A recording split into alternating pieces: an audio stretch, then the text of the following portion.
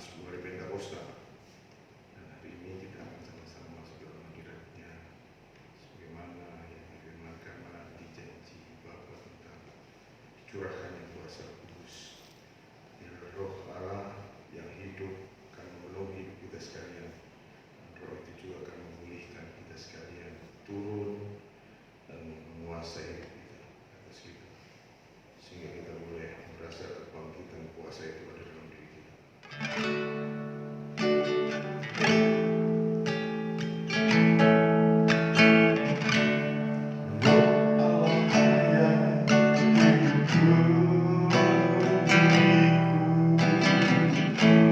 Roh Allah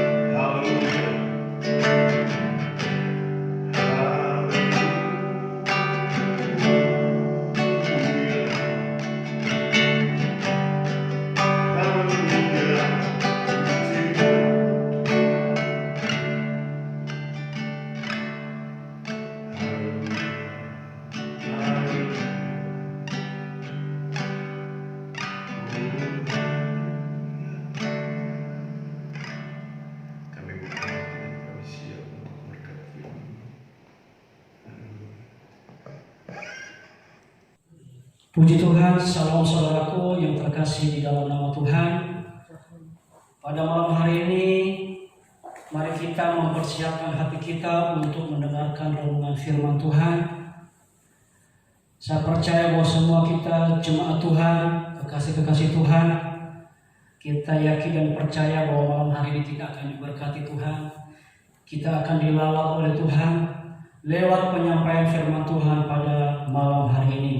Saudaraku yang terkasih di dalam nama Tuhan, malam hari ini kita akan masuk ke hari yang keempat untuk kita menantikan janji Bapa, untuk kita menerima janji Bapa, yaitu Roh Kudus yang akan memenuhi, mengurapi, dan memperlengkapi kita sebagai umat Tuhan, sehingga di dalam kehidupan kita menjadi orang-orang yang sangat luar biasa ketika janji Bapa itu terpenuhi dan kita terima di dalam kehidupan kita, saudaraku.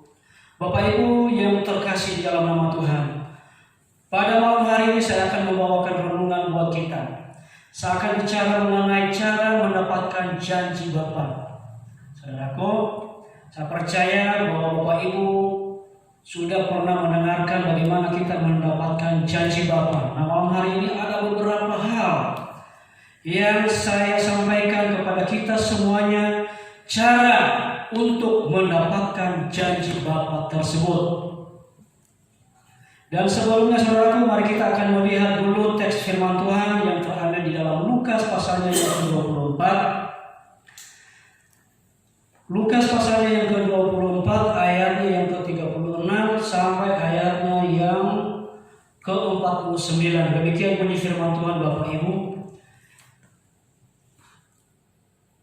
Lukas pasal 24 ayat 46 dan seterusnya, katanya kepada mereka, ada tertulis demikian, Mesias harus menderita dan bangkit dari antara orang mati pada hari yang ketiga, dan lagi dalam namanya berita tentang pertobatan dan pengampunan dosa harus disampaikan kepada segala bangsa, mulai dari Yerusalem. Kamu adalah saksi dari semuanya ini, dan aku akan mengirim kepadamu apa yang dijanjikan Bapakku. Tetapi kamu harus tinggal di kota ini sampai kamu diperlengkapi dengan kuasa dari tempat tinggi. Diberkatilah kita semua yang mendengarkan firman Tuhan malam hari ini, saudaraku. Mari kita akan membuka hati kita. Firman Tuhan jelas mengatakan kepada kita pada malam hari ini, dan aku akan mengirim kepadamu apa yang dijanjikan Bapakku. Tetapi kamu harus tinggal di dalam kota ini sampai kamu diperlengkapi dengan kuasa dari tempat tinggi. Ada anak saudaraku? Saudara yang terkasih di dalam nama Tuhan, sebelum Tuhan Yesus terangkat ke surga dan murid-muridnya menyaksikan bagaimana Tuhan Yesus meninggalkan mereka dan naik ke atas surga, dan sebelum dia naik ke dalam surga, Tuhan Yesus telah berjanji kepada murid-muridnya bahwa engkau jangan meninggalkan tempat ini, jangan meninggalkan kota ini, karena engkau akan diperlengkapi dengan kuasa dari tempat tinggi, karena engkau akan dibaptis oleh kuasa Roh Kudus. Kalau kita baca di dalam Kisah Para Rasul, di sana firman Tuhan berkata bahwa engkau akan dibaptis oleh baptisan Roh Kudus. Saudaraku yang terkasih di dalam nama Tuhan, sebelum saya sungguh-sungguh di dalam Tuhan, saya berlatar belakang agama Katolik, saudaraku. Bicara mengenai Roh Kudus, di tempat saya beribadah dulu, di sana saya tidak merasakan namanya Roh Kudus. Di sana saya tidak merasakan baptisan Roh Kudus. Saudaraku yang terkasih di dalam nama Tuhan, ketika saya disuruh berdoa, itu susahnya untuk mengungkapkan isi hati di hadapan Tuhan. Untuk mengatakan kata-kata haleluya saja, saudaraku, itu sangat-sangat berat sekali di lidah saya. Tetapi Tuhan berbicara lain dalam kehidupan saya, saudaraku, sehingga saya benar-benar mencari kebenaran sejati itu yang sesungguhnya. Tetapi ketika saya masuk di dalam kekristenan yang sesungguhnya, di sanalah saya melihat bahwa Tuhan itu benar-benar ada. Saya dulu memang beribadah di gereja, tetapi di sana saya hidup di dalam kepura-puraan, saudaraku. Hidup di dalam keduniawian, hidup di dalam seperti orang dunia lakukan. Namanya saja orang beribadah, tetapi hatinya tidak sesuai dengan perbuatan-perbuatan orang percaya. Saudaraku yang terkasih di dalam nama Tuhan, baptisan Roh Kudus, kepenuhan Roh Kudus itu sangat-sangat harus diterima setiap orang-orang percaya. Saudaraku yang terkasih di dalam nama Tuhan, ketika saya menerima Roh Kudus, ketika saya merindukan Roh Kudus, di sanalah saya melihat bahwa Tuhan berkarya di dalam kehidupan saya. Ketika saya dulu susah mengatakan haleluya, sekarang saya bisa mengucapkan haleluya. Bahkan saya bisa berdoa pribadi, bisa berdoa pribadi sendiri, saudaraku, tanpa membaca teks. Kalau dulu saya berdoa harus membaca teks, tetapi sekarang puji Tuhan, dengan kehadiran Roh Kudus, saya dipimpin oleh Roh Kudus untuk menyampaikan isi hati saya kepada Bapa di dalam kerajaan surga. Bapak Ibu yang terkasih di dalam nama Tuhan, sebelum kita masuk di dalam pembahasan kita, saudaraku, kita harus terlebih dahulu memahami makna dan pribadi daripada kuasa Roh Kudus tersebut, dan kepada siapa Roh Kudus itu akan diberikan. Saudaraku yang terkasih di dalam nama Tuhan, Roh Kudus adalah sebuah janji Bapa. Kita harus mengerti, kita harus memahami bahwa Roh Kudus itu adalah sebuah janji Bapa.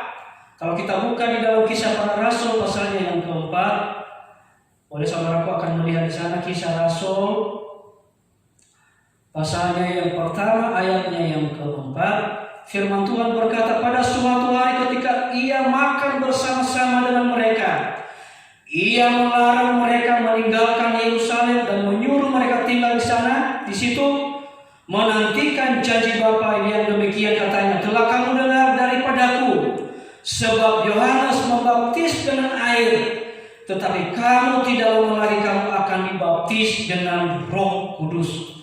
Saudaraku yang terkasih di dalam nama Tuhan, Roh Kudus adalah sebuah janji Bapa di dalam kerajaan surga. Ia memiliki janji kepada saya dan kepada kita semua, kekasih-kekasih Tuhan, untuk kita menerima janji itu di dalam kehidupan kita. Nanti kita akan belajar cara kita untuk mendapatkan janji itu, saudaraku. Dan terlebih dahulu kita harus memahaminya dulu. Apa itu Roh Kudus? Maknanya apa itu Roh Kudus? Kepada siapa diberikan itu kuasa Roh Kudus? Nah, Roh Kudus itu, saudaraku, adalah sebuah janji Tuhan kita, Tuhan Yesus, kepada saya dan kepada kita semua. Ia berikan secara cuma-cuma di dalam kehidupan kita. Ya, saudaraku, ia berikan secara cuma-cuma kepada kita, saudaraku. Kepada siapa diberikan kuasa Roh Kudus? Kita lihat di dalam Kisah Para Rasul pasalnya yang kedua. Firman Tuhan berkata ayat yang pertama, ketika tiba hari Pentakosta, semua orang percaya berkumpul di satu tempat. Nah, saudaraku yang terkasih di dalam nama Tuhan, berarti Roh Kudus diberikan kepada siapa, saudaraku? Yaitu diberikan kepada orang percaya. Ada amin? Diberikan kepada orang percaya. Firman Tuhan berkata, ketika tiba hari Pentakosta, semua orang percaya di satu tempat. Tiba-tiba turunlah dari langit suatu bunyi seperti tiupan angin keras yang memenuhi seluruh rumah di mana mereka duduk. Berarti Roh Kudus diberikan kepada orang percaya. Saya dan saudara adalah orang percaya. Dan saudaraku, ada enggak di antara kita yang tidak percaya kepada Tuhan pada malam hari ini? Ada yang tidak percaya? Orang yang tidak percaya tidak bakalan menerima baptisan Roh Kudus, tidak akan bisa menerima janji Bapa kalau ia tidak percaya kepada Yesus. Berarti janji firman Tuhan itu saudaraku ini diberikan kepada orang percaya. Untuk apa saudaraku diberikan kepada orang percaya? Untuk apa itu Roh Kudus diberikan kepada orang percaya? Kalau kita baca di dalam ayat yang ke-8 di dalam Kisah Para Rasul pasalnya yang pertama saudaraku, firman Tuhan berkata di sana di dalam ayat yang ke-8, tetapi kamu akan menerima kuasa kalau Roh Kudus turun ke atas kamu, dan kamu akan menjadi saksiku di Yerusalem, di seluruh Yudea dan Samaria sampai ke ujung bumi. Nah, kalau kita buka lagi tadi di dalam di dalam Lukas pasalnya yang ke-24 saudaraku, ya. Ayat yang ke-46 firman Tuhan berkata, katanya kepada mereka, ada tertulis demikian, Mesia harus menderita dan bangkit dari antara orang mati pada hari yang ketiga, dan lagi dalam namanya berita tentang pertobatan dan pengampunan dosa harus disampaikan kepada bangsa mulai dari Yerusalem. Kamu adalah saksi dari semuanya ini, dan aku akan mengirimkan kepadamu apa yang dijanjikan Bapakku, tetapi kamu harus tinggal di dalam kota ini sampai kamu diperlengkapi dengan kuasa dari tempat tinggi. Saudara, untuk apa Roh Kudus diberikan kepada orang percaya? Roh Kudus dicurahkan di dalam kehidupan saya dan dalam kehidupan kita semua sidang-sidang jemaat Tuhan. Roh Kudus memenuhi kehidupan kita, yaitu Ia memberikan kecakapan, Ia memberikan keahlian, Ia memberikan hikmat untuk menjadi saksi bagi Yesus. Ada amin saudaraku.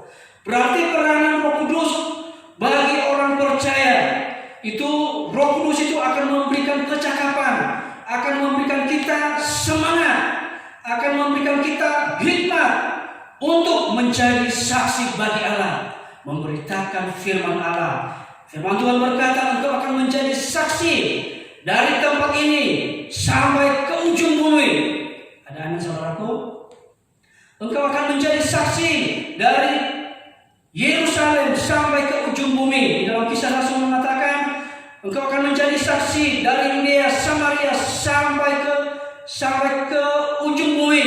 Engkau akan diperlengkapi dengan kuasa Roh Kudus. Berarti saudaraku yang terkasih di dalam nama Tuhan, makna daripada kuasa Roh Kudus adalah Roh Kudus memberikan kemampuan yang luar biasa kepada saya dan saudara untuk kita cakap, untuk kita memiliki hikmat bagaimana kita bersaksi bagi Allah tentang keselamatan. Itu adalah makna daripada kuasa Roh Kudus, ya saudaraku, di dalam kehidupan saya dan kita semuanya.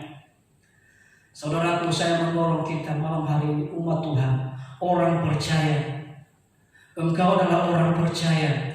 Engkau adalah orang yang sudah menerima Dia sebagai Tuhan dan Juru Selamat di dalam kehidupanmu.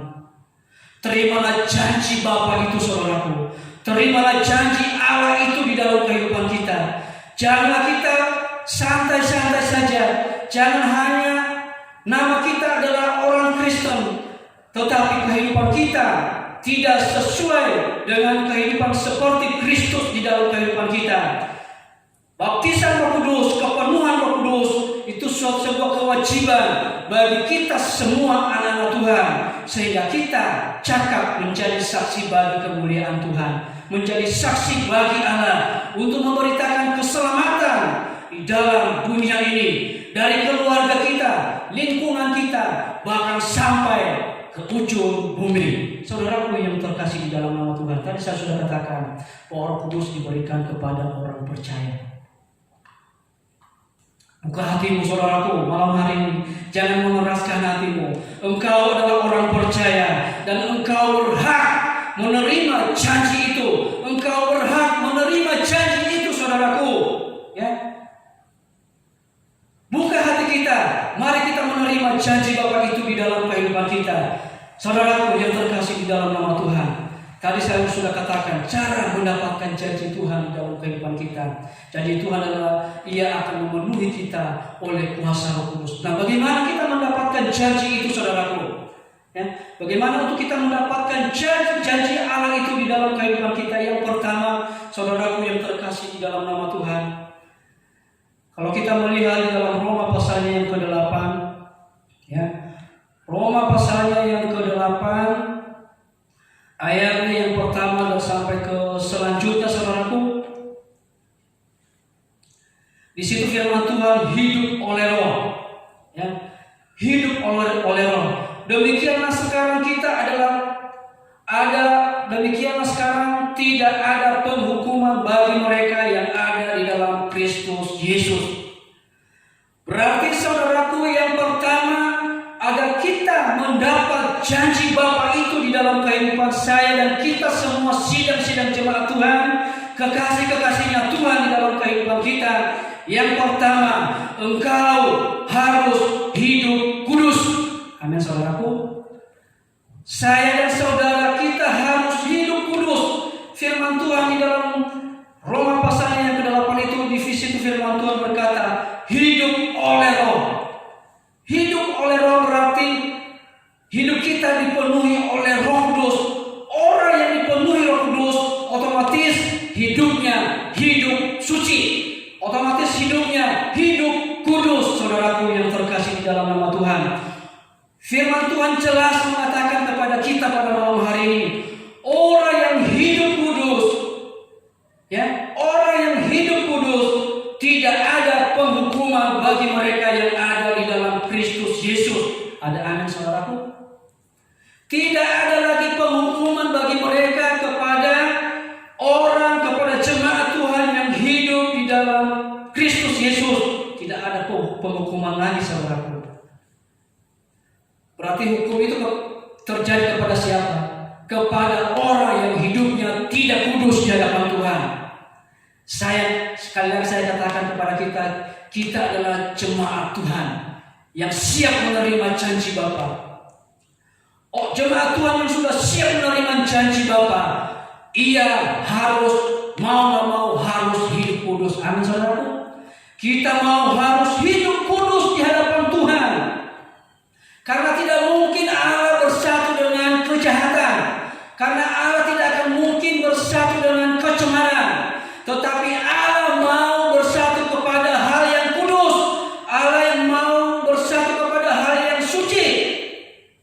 Kalau hidup kita kudus, hidup kita bersih di hadapan Tuhan, hidup kita tulus di hadapan Tuhan, saudaraku, malam hari ini saya percaya bahwa engkau akan mendapatkan janji Bapa itu, saudaraku. Engkau akan menerima janji Bapa itu di dalam kehidupan kita.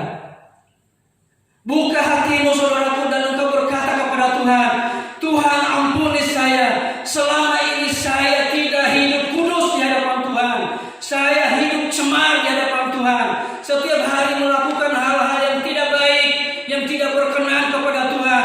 Malam hari ini saya bertobat. Saya melihat bahwa janji Tuhan itu buat saya. Malam hari ini saya menerima janji Tuhan itu di dalam kehidupan saya. Saya mau hidup kudus, Tuhan. Saya mau hidup bersih, Tuhan. Saya mau hidup suci, Tuhan. Ketika kita memiliki keputusan seperti itu, saudaraku yang terkasih, percayalah, malam hari ini engkau akan menerima janji Bapa itu di dalam kehidupan kita. Ayat selanjutnya di dalam Roma pasalnya yang ke-8 itu, firman Tuhan berkata, Roh yang memberi hidup telah memerdekakan kamu dalam Kristus dari hukum dosa dan hukum maut. Saudaraku, ketika Roh Kudus menguasai hidupmu dan hidupmu kudus di hadapan Tuhan, saudaraku, ya, itu akan memerdekakan kita semuanya. Dia akan memerdekakan kita, ya. Memerdekakan kita berarti kita akan bebas dari hukuman dosa, saudaraku, dari hukuman maut. Kita bebas dari hukuman dosa dan hukuman maut, saudaraku, kalau kita dipenuhi oleh kuasa Roh Kudus. Ada anak, saudaraku? Saya dan saudara akan dibebaskan, memiliki kemerdekaan, bebas dari hukuman dosa, ya, bebas dari hukuman maut, dari hukuman kematian, saudaraku, yang selama-lamanya.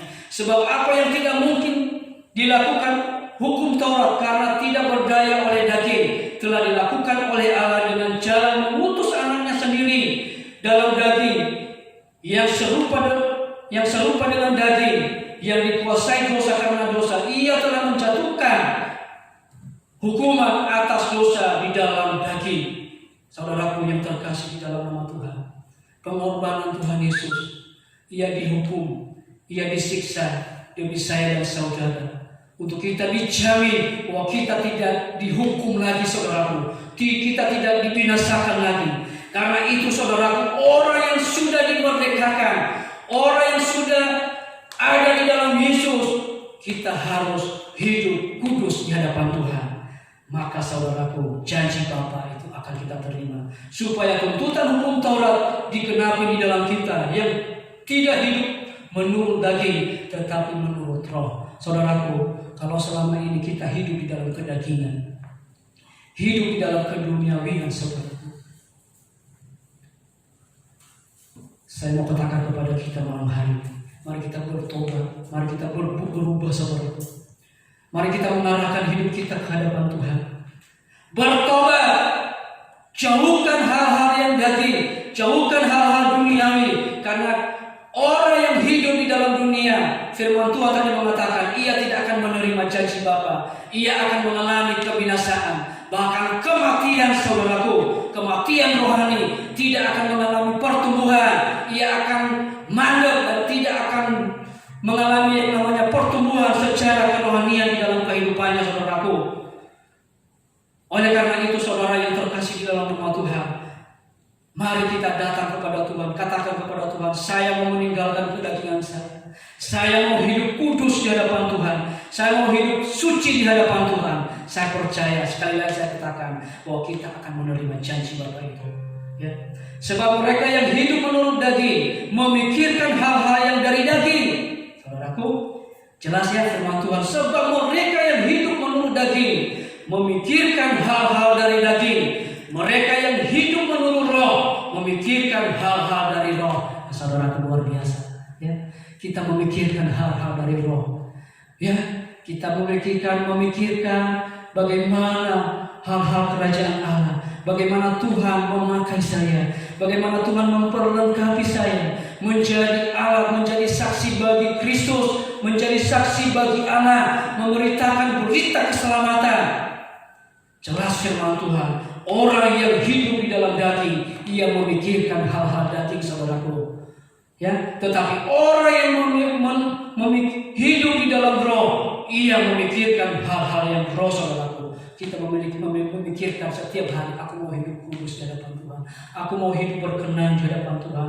Aku mau melakukan firman Tuhan. Aku mau firman Tuhan itu menjadi rema di dalam kehidupan saya. Sehingga setiap hari, semakin hari, semakin serupa dengan Kristus. Saya mau seperti itu, Tuhan. Dan saya percaya, saudara, ketika kita memiliki komitmen seperti itu, kita menjadi kudus di hadapan Tuhan. Amin, saudaraku. Ya, kita akan menjadi kudus di hadapan Tuhan, saudaraku.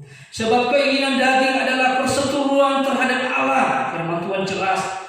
Keinginan daging sebuah perseteruan, sebuah permusuhan terhadap Allah, karena ia tidak takluk kepada hukum Allah. Hal ini memang tidak mungkin baginya. Mereka yang hidup di dalam daging tidak mungkin berkenan kepada Allah. Orang yang hidup di dalam daging tidak mungkin berkenan kepada Allah. Jemaat Tuhan yang mendengarkan firman Tuhan malam hari ini, saya tekankan kepada kita semuanya, kalau engkau hidup di dalam daging, firman Tuhan jelas, engkau tidak berkenan kepada Allah. Amin, saudaraku. Engkau tidak berkenan kepada Allah. Saudaraku, pikirkanlah perbuatan-perbuatan roh di dalam kehidupan kita. Saya mau hidup berkenan di hadapan Tuhan. Saya mau hidup kudus di hadapan Tuhan. Tetapi kamu tidak hidup di dalam daging, melainkan di dalam roh. Jika memang roh Allah diam di dalam kamu. Tetapi jika orang tidak memiliki roh Kristus, ia bukan milik Kristus. Jelas, saudaraku, ya. Tetapi jika orang tidak memiliki roh Kristus, ia bukan milik Kristus. Sekarang mari kita tepuk dada kita, saudaraku, tepuk hati kita. Sudahkah ada roh Kristus di dalam hati kita? Sudahkah Roh Kudus ada diam di dalam hidup kita, atau roh kedagingan kita yang lebih menguasai kehidupan kita, saudaraku? Jelas-jelas firman Tuhan malam hari ini mengatakan kepada kita, tetapi jika orang tidak memiliki Roh Kristus, ia bukan milik Kristus. Saudaraku yang terkasih, saya percaya bahwa engkau adalah milik Kristus. Engkau adalah orang percaya. Tetapi jika Kristus ada di dalam kamu, maka tubuh memang mati karena dosa, tetapi roh adalah kehidupan oleh karena kebenaran. Amin, saudaraku. Amin. Saudaraku, mari introduksi diri kita. Sudahkah Roh Kudus itu ada di dalam kehidupan kita? Sudahkah Roh Kudus itu menguasai kehidupan kita? Makanya saya katakan malam hari ini kepada kita semua kekasih-kekasih Tuhan, bahwa orang percaya, setiap orang percaya wajib menerima janji Bapa. Amin, saudaraku, wajib menerima janji Bapa. Karena kenapa, saudaraku? Karena Roh Allah itu akan meneguhkan kita bahwa kita ini adalah milik daripada Kristus. Amin, saudaraku, milik daripada Kristus. Dan jika roh Dia yang telah membangkitkan Yesus dari antara orang mati diam di dalam kamu, maka Ia yang telah membangkitkan Kristus Yesus dari antara orang mati akan menghidupkan juga tubuhmu yang fana itu oleh rohnya yang diam di dalam kamu. Amin, saudaraku. Jadi saudara-saudaraku, kita adalah orang berhutang, tetapi bukan karena daging, supaya hidup menurut daging. Sebab jika kamu hidup menurut daging, kamu akan mati. Amin. Kamu akan mati, tetapi jika oleh roh kamu mematikan perbuatan-perbuatan tubuhmu, kamu akan hidup. Saudaraku, ketika Roh Kudus itu memenuhi kehidupan kita, menguasai kehidupan kita semuanya, maka dengan roh itu, saudaraku, kita akan bekerja sama untuk mematikan kedagingan-kedagingan kita, mematikan perbuatan-perbuatan tubuh kita, sehingga kita menjadi orang milik daripada Tuhan di dalam kehidupan kita semuanya. Semua orang yang dipimpin oleh Roh Allah adalah anak-anak Allah. Amin, saudaraku. Semua orang yang dipenuhi oleh Roh Allah, ia adalah anak-anak Allah. Sebab kamu tidak menerima roh perbudakan dan yang membuat kamu menjadi takut lagi, tetapi kamu telah menerima roh yang menjadikan kamu anak Allah. Oleh roh itu sendiri berseru, ya Aba, ya Bapa. Saudaraku yang terkasih di dalam nama Tuhan, luar biasa, engkau adalah anak-anak Allah. Ketika roh Allah itu menguasai kehidupan saya dan saudara, sekarang kita layak mengatakan di hadapan Tuhan, oh Bapakku yang baik, engkau adalah Allah yang baik, engkau adalah Aba, ya Bapa. Kita pantas mengatakan itu, kita sungguh-sungguh mengatakan itu dengan luar biasa di dalam kehidupan kita, saudaraku. Kita memiliki sebuah status yang luar biasa di hadapan Tuhan. Kita menjadi anak-anak Allah. Saudaraku yang terkasih di dalam nama Tuhan, hal yang pertama yang harus kita lakukan di dalam kehidupan kita, sebenarnya masih ada beberapa poin lagi, saudaraku, tetapi saya percaya malam hari ini firman Tuhan cukup jelas buat kita semuanya, untuk kita mendapatkan janji Bapa itu di dalam hidup kita semuanya. Saudaraku yang terkasih di dalam nama Tuhan, kita harus mau hidup kudus di hadapan Tuhan.